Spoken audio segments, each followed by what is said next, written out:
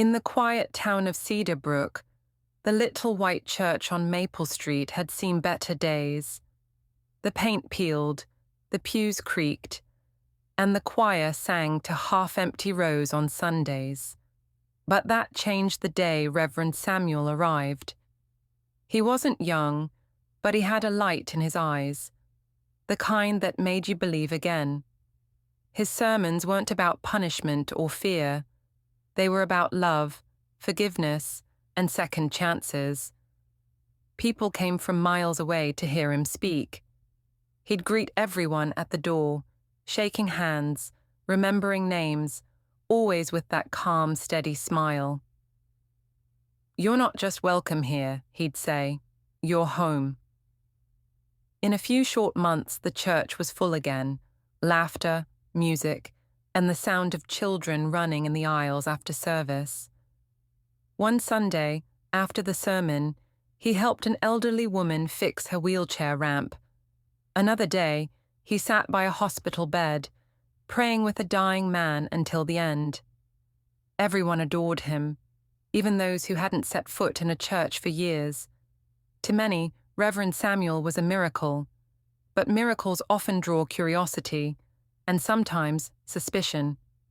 It started small, whispers after service, quiet questions no one wanted to ask out loud.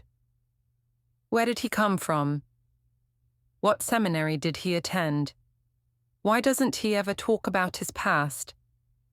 At first, the congregation brushed it off.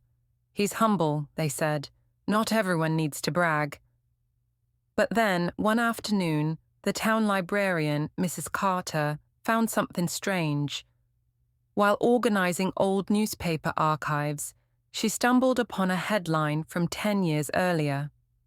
"Local man convicted of fraud, missing after release." The photo below it made her heart stop.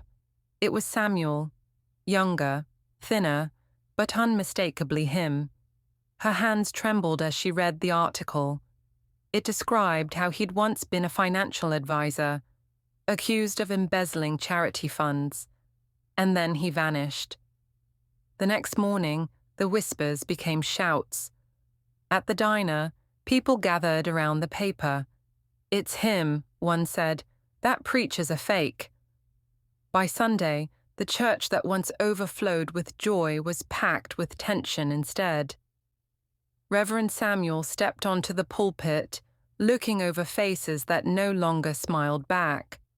Someone from the back called out, "Are you even a real pastor?" The room fell silent.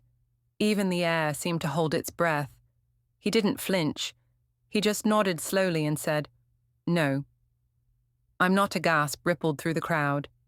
"But," he added softly, "everything I've told you about love, forgiveness, and faith, that was never a lie." To be continued. The church was dead silent.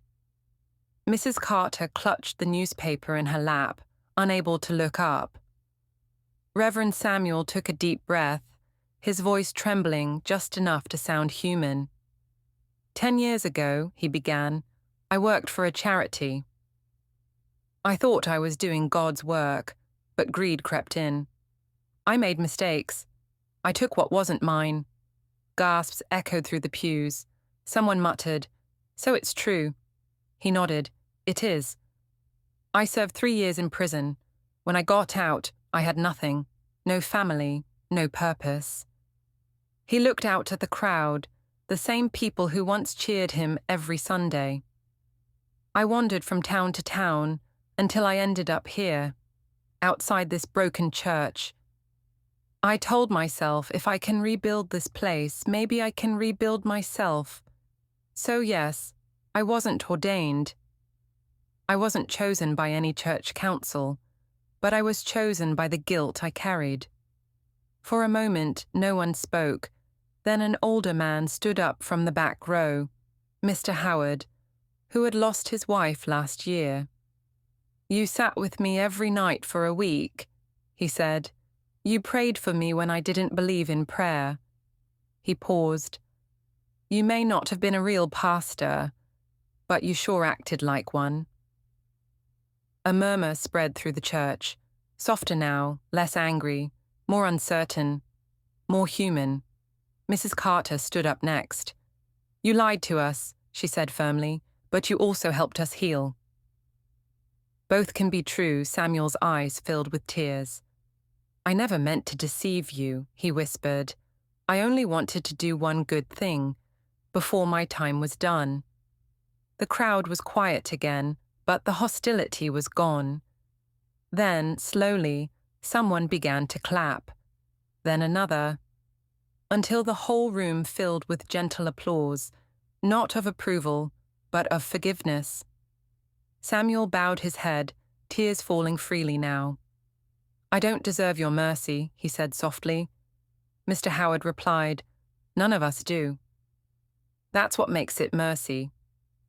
From that day on, Samuel no longer called himself a pastor, but he never left the church either. He became the janitor, cleaning pews, fixing the roof, and quietly helping others find their faith again. This time through honesty. The little white church on Maple Street never looked perfect again, but maybe that was the point. Moral: even liars can seek redemption, but truth must come first, because redemption begins where lies end.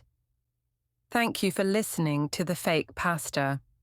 Have you ever learned that someone's lie was born from regret, not malice? Share your thoughts below. Your story might help someone else find forgiveness.